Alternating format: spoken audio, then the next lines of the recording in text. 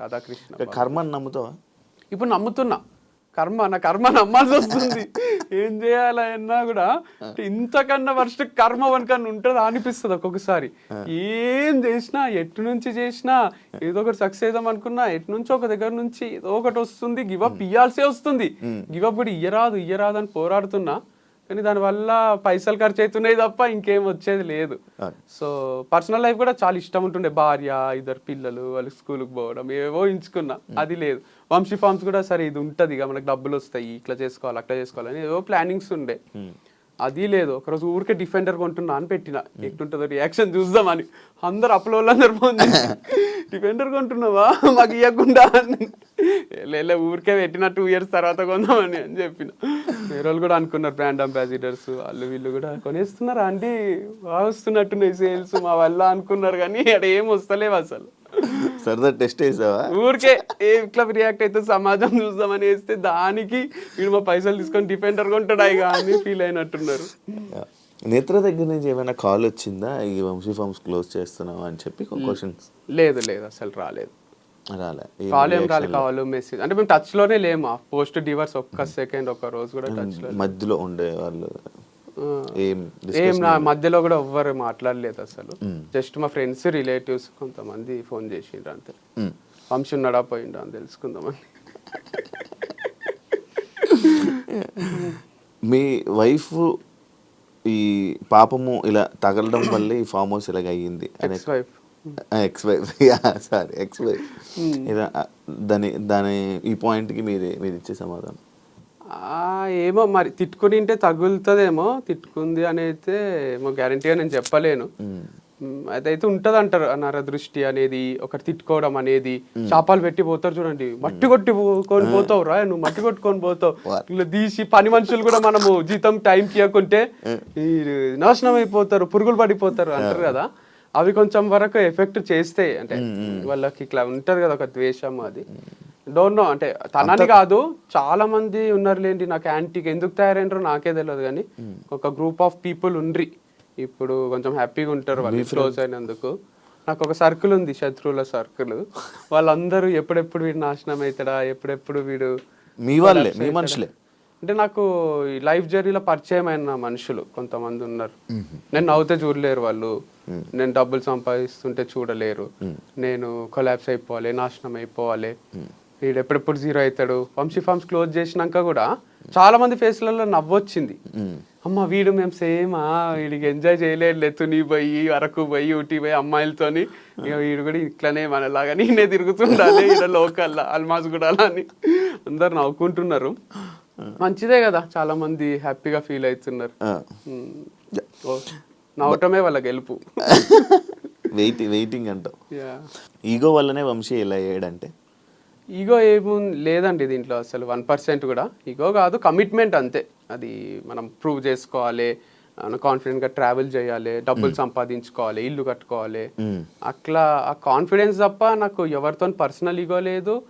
And ఏమీ లేదు. Ego ఉంటే వేరేనే ఉంటుంది. ఈగో ఉంటే నడిపిస్తుంటే ఒక మంచి ఇన్వెస్టర్ని పట్టుకొని ఈగో కోసం అన్నా దీన్ని ఏడుకో తీసుకుపోదామని మళ్ళీ ట్రై చేస్తుంటే, కానీ 1% కూడా ఈగో లేదు అసలు. అన్న గైడెన్స్తో, అన్న సపోర్ట్తో వంశీ ఇలా చేస్తున్నాడు అనే పాయింట్కి సపోర్ట్ ఉంది డెఫినెట్గా. బట్ ఇట్లా ఏదో చేసేసేయ్యో, అందరిని మోసం చేసేసేయ్యో, ఆర్గానిక్ ప్రోడక్ట్స్ అని చెప్పి వేరే అమ్మేసేయ్యో, ఇట్లాంటి సపోర్ట్ కాదు కదా. మారల్ సపోర్ట్ ఉంది. మూడు పక్కన ఉండి ఎప్పుడన్నా మానిటరీగా డబ్బులు ఏమైనా కొన్ని అవసరం పడితే ఇవ్వడము, లేదా మారల్ సపోర్ట్ నేను లో అవుతున్నప్పుడు వంశీ లైట్ తీసుకో అని చెప్పడం, అంతవరకే ఉన్నాడు తప్ప మా అన్న సపోర్ట్ చూసుకొని చేయడానికే. ఇప్పుడు మా అన్న ఏమి చీఫ్ మినిస్టర్ కాదు, ప్రైమ్ మినిస్టర్ కాదు. మా అన్న నాకు ఒక బ్రదర్, కొండంత ధైర్యం ఉంటది అంతవరకే తప్ప నా దగ్గర పవర్ ఉంది అని ఏం చేస్తలేను నేను. లాయల్ కస్టమర్స్ ఉంటారు కదా ఇప్పుడు నీకు, మరి వాళ్ళు ఏమంటున్నారు? బాధపడుతున్నారు. ఇప్పుడు అడుగుతున్నారు అంట వాళ్ళకి సపరేట్ గా వాళ్ళ కోసం నువ్వేమైనా ఇలా ప్రొడక్ట్స్ పంపడం అలాంటి ప్లాన్ ఏమైనా ఉందా? అంటే అది కన్సిస్టెంట్ గా క్లారిటీ లేదు దాంట్లో. వాళ్ళు కూడా ఒకరోజు తీసుకుంటారు, కూరగాయలు లేవా అండి తెప్పియండి అంటారు, నెక్స్ట్ వీక్ వాళ్ళే రారు. ఎందుకంటే వాళ్ళకి దసరాకో దీపావళికో బంధువులు ఫోన్ చేస్తే వెళ్ళిపోతారు. అరే వంశీ ఏమైపోతున్నాడో అని ఆలోచించారు వాళ్ళు. వాళ్ళ సరదాలో వాళ్ళు ఉంటారు, ఎంత లాయల్ ఉన్నా కూడా వాళ్ళకు పర్సనల్ లైఫ్ ఉంటది. వాళ్ళు ఏం చేయాలంటే నాకు ముందే అడ్వాన్స్ పే చేయాలి. ఎంత లాయల్ ఉన్నా వాళ్ళు ఒక 1 year కి మేము నీకు అండగా ఉంటాము నడిపియ్యు అని వాళ్ళు ఏమైనా అప్పిచ్చో అడ్వాన్స్ పే చేసో నా కూరగాయలు అన్ని తీసుకుంటే డెఫినెట్ గా నడిపిస్తా. కానీ చాలా సార్లు చూసిన వస్తారు, కూరగాయలు అయిపోయినాయి అంటారు, తెప్పియండి ఎక్కువ అంటారు. ఎక్కువ తెప్పించిన రోజు ఎవరు రారు, వర్షం పడితే కూడా రారు, గొడుగు పట్టుకొని ఇంట్లోనే ఉంటారు. ఆ రోజు నేను లాస్ అయితే కదా, ఆ లాస్ ఎవ్వరు కనిపించది. ఈ బయట ఉండి ఇలా నడిపిస్తావా నార్మల్గా? బయట అంటే లైక్ నువ్వు ఇప్పుడు ఆన్లైన్ కాకపోతే ఆన్లైన్ చిన్నగా అంటారా, చిన్నగా మీ ఇంటి దగ్గర నుంచి కానీ లేకపోతే ఎక్కడి నుంచో అయినా లాస్ స్టాక్ ఇలా వస్తుంది. తీసుకో. ఇది చాలా క్రిటికల్ బిజినెస్ ఉంది కూరగాయల బిజినెస్ అనేది. వాళ్ళు గంపలలో తెచ్చి రోడ్ పైన పెట్టుకొని అమ్ముతారు చూడండి, వాళ్ళకి ఒకటే క్లిక్ అవుతుంది. ఇది వాళ్ళకి ఇన్వెస్ట్మెంట్ ఉండదు, ఆ ప్లేస్ కి రెంట్ కట్టాల్సిన అవసరం ఉండదు. తెస్తారు, కొన్ని అమ్ముకుంటారు, కొన్ని వేస్ట్ అయితే లాస్ట్ లో చీప్ ఇచ్చేస్తారు, వెళ్ళిపోతారు, వాళ్ళకి కొంతవరకు మిగులుతుంది. మనము నడిపియాలంటే ఒక రోజు ఎక్కువ ఒక రోజు తక్కువ, దీంట్లో బ్యాలెన్స్ క్రియేట్ అయితే లేదు అసలు.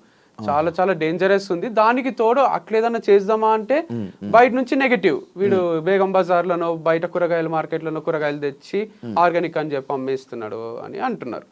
సో బయటనే కొంటారు కదా అట్లాంటప్పుడు. మరి నీకు ఇప్పుడు ఇన్ని రోజులు ఇచ్చిన రైతుల పరిస్థితి ఏంటి వంశీ? తీసుకోవద్దు అదే ఫీల్ అవుతున్నారు, అవసరం లేవు డబ్బులు, నువ్వు 6 నెలల తర్వాత ఇయ్యు, మా దగ్గర తీసుకో అంటున్నారు.